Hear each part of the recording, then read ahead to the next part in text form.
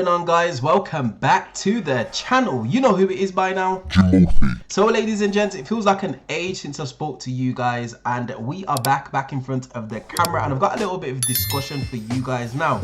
I never really script my videos, and I'm not going to start now, so forgive me if I go off on a little bit of a tangent when I'm trying to explain my points. It's just naturally how I do my videos. I like to be able to free flow, as they say. Now in the background, you're going to see me just absolutely cooking some people with Vanquish Soul, one of my favorite decks, if not my favorite deck at the moment, and has been for a while, to be honest. But anyway, that's enough about Vanquish Soul. I want to talk about one card combos and the state of the game with regards to where we are at now. I do believe that it is a bit of a design philosophy and where Konami is kind of like heading. And there's a few things that I want to speak about, and there's a few things that I just kind of like want to get off my chest, and then I'm happy to see what you guys have as a response or what your thoughts are on it, basically. So without wasting any more time, ladies and gents, let's just get straight into it. So, is the state of the game the result of power creep? Short answer, yes. Unfortunately, or should I say fortunately, Konami need to sell us product, and unfortunately the only way that they're going to do that is if the new cards are a little bit more appealing in comparison to what the previous cards were. Now, a good example of this is the new cards, Snake Eye. Like Snake Eye has kind of like been in the meta for a while now, and it feels like almost like an Eternal format where Snake Eye seems to just be dominating everything and has been for a long time. It hasn't been. There's been other formats that have lasted a little bit longer. I think Eternal format felt like a really long time before we got that just enormous ban list. But it does feel like Snake Eye has been there for a while, and the argument could be had is Legacy of Destruction's come out, Tenpai have come out, and people are still playing Snake Eye, and for good reason. Not only because it's the best deck, it's the most efficient deck, and this is what I'm trying to talk about with regards to like power creep in Yu-Gi-Oh's.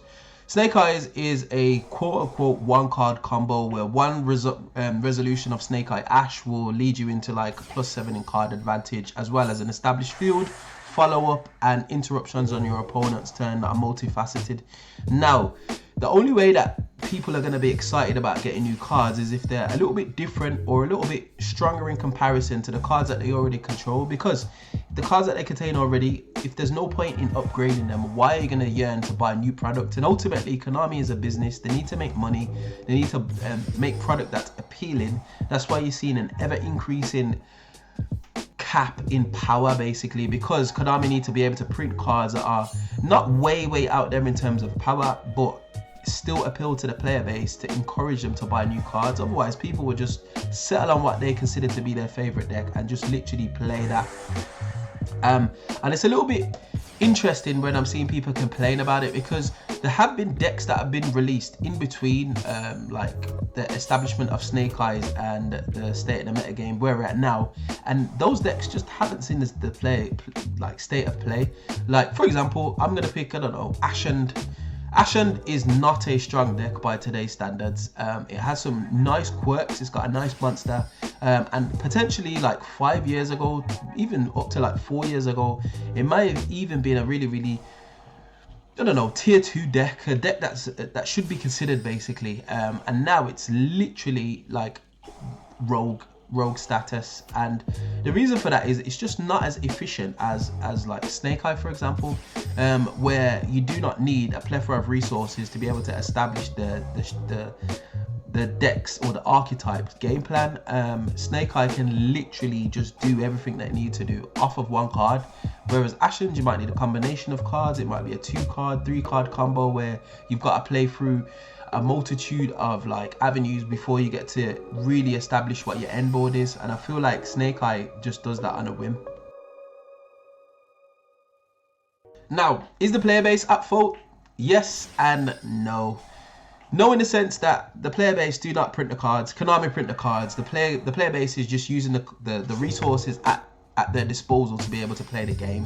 So there's no fault there. However, if you're gonna play Yu-Gi-Oh, specifically at a competitive level, you're gonna gravitate towards what is the most effective tactic available, which is quote-unquote the meta deck, which is gonna be obviously the most powerful cards. And unfortunately, the most powerful cards are the ones that get the most resources, are generic enough to be able to be flexible to I don't know, pivot down a different avenue if you get hand trapped, for example, and the ability to play a plethora of non-engine. And this is where we're having an issue, and why I feel like a lot of players at the moment are speaking about the state of the game, because we've got to a point, yeah, where decks just need like 1 or 2 cards to resolve to be able to build their full board, and everything else in their deck is just defensive cards. Not even unique techs specifically. There's like 1 or 2, but on the most part, you're playing like 12 to 18 hand traps in the main deck, which I think is just absolutely crazy. And if you're playing an even 40, that's like, I don't know, 22 non-engine if you're playing 18 hand traps. So just about half of your deck is like almost hand traps, just ways to stop your opponent playing. And it makes for these really, really frustrating games where, well, I say frustrating, but games where players are just trading hand traps with each other in order to be able to see who kind of like folds first, and then hope to just resolve their 1-card combo. And it's horrible, because it means all the decks that are a little bit below it, that other players do like playing, are just going to suffer for the fact that their deck is just nowhere near as efficient as these meta strategies, and the fact that those meta strategies are also playing a million hand traps as well. So coming up against Snake Eye, you're gonna get hand trapped 2 to 3 times a turn. Can your deck combo through that? Potentially not. I would argue that it's gonna find it really, really difficult. Specifically looking at certain hand traps which literally can, like, I don't know, floodgate you for a whole turn. I don't know, Artifact Lance, yeah, Drone and Lockbird, for example. Those like hand traps are literally just going to shut you down. So can your deck play through them? And if it's not a meta deck, it's very, very likely not. So that is where the issue lies with regards to like the player base. It's just, it's the nature of the beast, and it's unfortunate that it's had to be that way. So can anything be done about it, ladies and gents? And this is a difficult one, and for a short answer, no, not really. This is the nature of the beast, unfortunately. We kind of got to deal with it.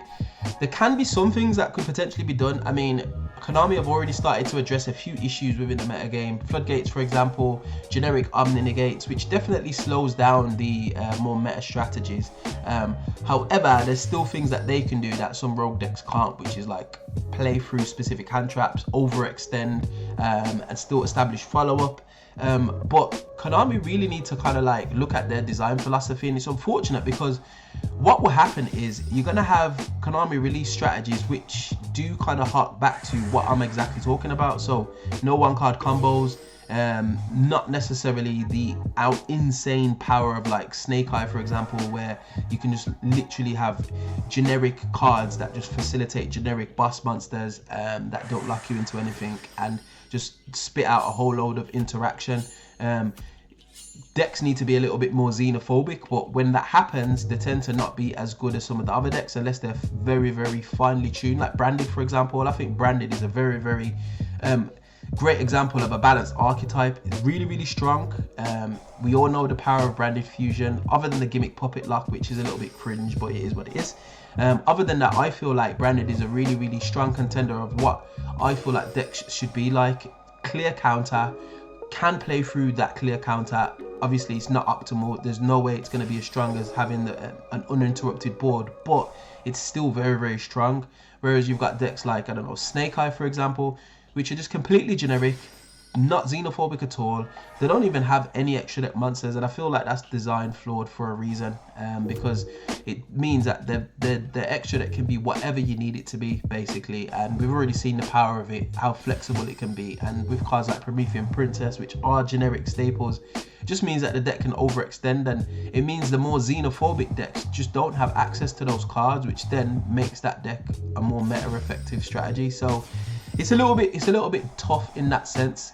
And the other caveat is, if Konami did do that, would the player base gravitate towards it? How are those cards going to be appealing? Like, are you going to play a deck knowing that it's not going to be as strong as this other deck over here that's got like a 1-card combo? Probably not. Unless you're a really, really big fan of the archetype, you're probably going to gravitate towards that meta deck. And it's just where we are at the state of the game. I mean, even if Konami did go ahead and just nuke everything on a ban list, there's still like, I don't know, there's 12,000 cards out there. There's going to be some kind of strategy that uses some combination of cards that is just unfair, because that specific deck at that time can facilitate those cards, and it's always going to be that way. And I feel like we're too deep in the evolution of Yu-Gi-Oh to be able to really strip that back. So unfortunately it's going to be more of the same. It's just how fast we accelerate through that, which I feel like Konami is definitely in control of, and hopefully they kind of like put the brakes on it a little bit, because it seems like we're kind of like running away with this whole idea of just having super efficient decks filled with a load of non-engine that just says to your player, you can't play Yu-Gi-Oh basically.